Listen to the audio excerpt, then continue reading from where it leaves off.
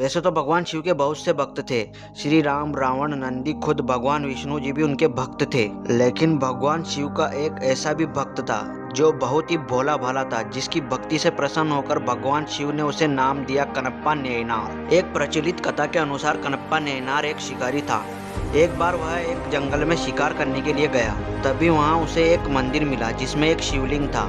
उसके मन में शिव जी के लिए बहुत ही गहरा प्रेम था। उसने भगवान शिव को कुछ अर्पण करने की सोची। वह बहुत ही भोला भाला था, उसे समझ नहीं थी कि शिव जी को क्या चढ़ाया जाए। तो उसके पास शिकार किया हुआ कुछ मांस था। उसने शिवलिंग के पास वही चढ़ा दिया और खुश होकर वहां से चला गया। उस मंदिर की देखभाल एक ब्राह्मण करता था।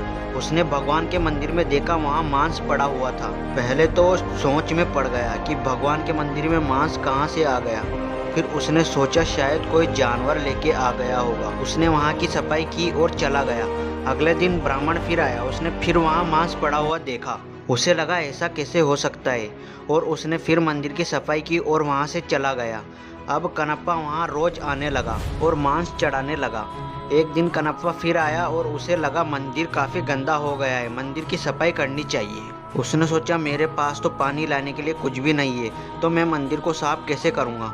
फिर उसने सोचा मैं मुंह में भरकर पानी लाऊंगा, और वह नदी के पास गया और अपने मुंह में पानी भरकर लाया और वही पानी शिवलिंग पर डाल दिया। वह नदी से बार बार पानी मुंह में भरकर लाता और शिवलिंग पर डाल देता और मंदिर की सफाई करता और वहां से चला गया। फिर जब ब्राह्मण मंदिर आया तो मंदिर पर मांस और शिवलिंग पर थूक देखकर ब्राह्मण का मन घृणा से भर गया और सोचा ये कोई जानवर नहीं कर सकता, ऐसा कोई नासमझ इंसान ही कर सकता है। मुझे मंदिर को अच्छे से साफ करना होगा और शिवलिंग को भी शुद्ध करना पड़ेगा। उसके लिए पूजा पाठ करनी पड़ेगी। ब्राह्मण ने पूजा पाठ की और वहां से चला गया, लेकिन हर बार आने पर शिवलिंग उसे अशुद्ध अवस्था में ही मिलता है। एक दिन उसे रहा नहीं गया और आंसुओं से भरकर शिव जी से पूछा, हे देवों के देव महादेव, आप इतना अपमान कैसे सह सकते हो? मुझे तो कुछ समझ नहीं आ रहा प्रभु। ब्राह्मण को उस रात शिव जी ने दर्शन दिए और भगवान शिव ने कहा, जिसे तुम अपमान मानते हो वो एक भक्त का अर्पण है। मैं उसकी भक्ति से बंधा हुआ हूँ। वो जो भी प्रेम से अर्पण करता है मैं उसे स्वीकार कर लेता हूँ। मेरा भक्त बहुत ही भोला भाला है और मुझे वह भक्त अधिक प्रिय है जो निस्वार्थ भाव से मेरी भक्ति करते हैं। अगर तुम उसकी भक्ति देखना चाहते हो तो कल सुबह मंदिर के पास कहीं छुप जाना।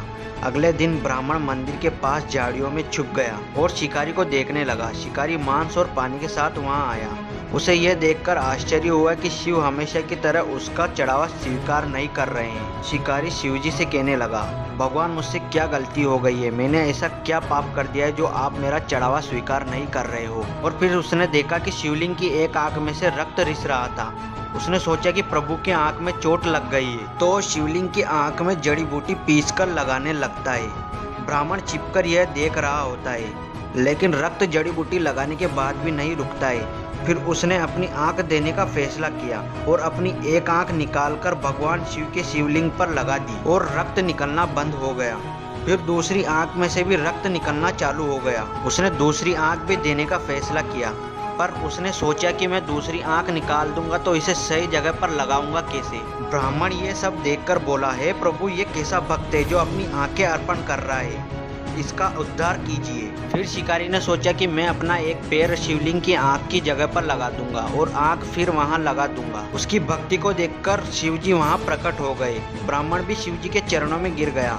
भगवान शिव ने बोला, देखा ब्राह्मण देवता, यह मेरा प्रिय भक्त कनप्पा नैयनार है। कना यानी आंखें अर्पित करने वाला, नैयनार यानी शिव भक्त। और शिव जी ने कहा, आज से इसी नाम से तुम जाने जाओगे। शिकारी खुश हो गया और बोला, प्रभु, मुझे आपने नया नाम देकर मेरे जीवन को धन्य कर दिया। भगवान शिव मुस्कुराए और उस शिकारी को अपनी आंखें वापस लौटा दी और उसकी रोशनी वापस आ जाती है। वह हाथ जोड़कर भगवान शिव के चरणों में लेट जाता है और उसी दिन से उसे कनप्पा नैयनार के नाम से जाना जाता है। तो दोस्तों, वीडियो अच्छी लगी हो तो कमेंट में हर हर महादेव अवश्य लिखें।